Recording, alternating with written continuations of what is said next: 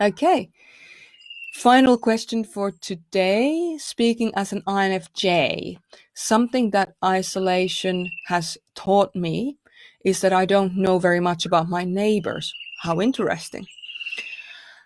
I worry about the old man down the street, but I don't even know his name. My husband and I have lived here for 9 years, and honestly, I don't know most of their names, and I have no idea whether they know me at all. Before we moved here, I spent years in a religious community where my privacy was not valued, and now I feel like I have gone too far in the other direction. When we get to the other side of this pandemic, I would like to build more connections, but I feel so embarrassed for leaving it this long and I have no idea where to start. Okay, fantastic question. And it's so true. The pandemic is really, truly changing um, how we see things. And oftentimes we're not, we think we know, we think we see, and we actually don't. And we don't know the name. We might see a person and we might know that this is the person.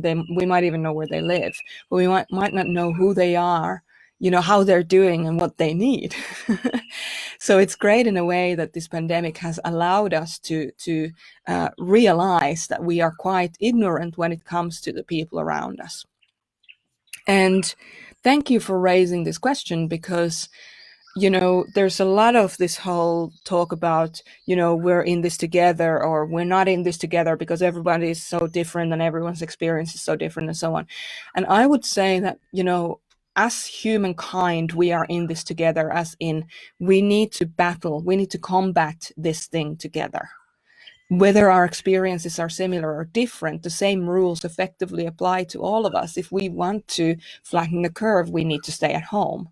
If we want to, in the modern times, unless you've been to a war zone or unless you've been in military, or unless you've been in a first responder, we don't often realize how much power we actually have over our own lives and the lives of others. And the pandemic has really highlighted that.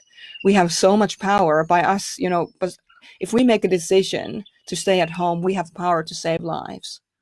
If we make a decision to not stay at home and just go and continue our lives as if nothing's happened, we have so much power to possibly kill other people. And we haven't necessarily realized that power that we do have. So in this situation, you realize that there are other things that you weren't aware of. Things like, what's my neighbor's name? What's this situation that's, like, how can I get to know more about this person? How can I start this conversation? And those are all great questions. But first of all, I would like you to acknowledge the fact that there's a reason why you haven't done that before. And it's because of your personal experience in a religious community in the past where your privacy wasn't valued. And that's as valid as any other reason to be in touch with or be around or not be around people. So all of that is valid. You're not wrong in what you've done so far, but you might want to change what you're doing now.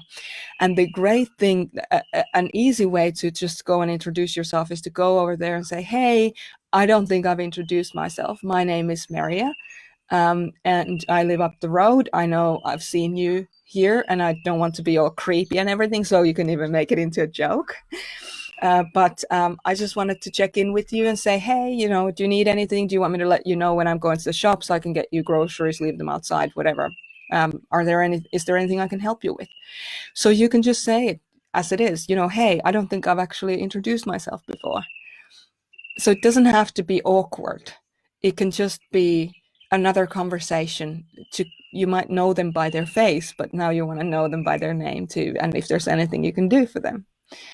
So that's what I would say to that. And my question to you as well is that, is there a way of really challenging yourself to check in with people? So like, could you take one person a day that you check in with and have like a conversation around, what they might need, or, how they're doing?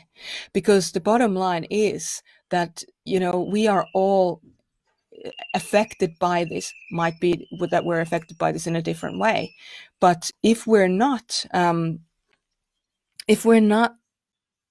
keeping the contact, the connection with each other, to say, here's how we've been affected by this, then we don't get to know what the differences are, and we don't get to relate to each other on that level of difference. So we just get stuck into this kind of almost like sameness of, we assume that everyone's experience is the same. So just like anything else, starting these conversations is a skill. And just like any other skill, you can learn to do it. So you just have to be willing to fail forward a couple of times, and then you can get there. So that's what I would say to that. I'd love to hear your reflections on that. What did that make sense? Is it helpful? Was there something missing? Let me know.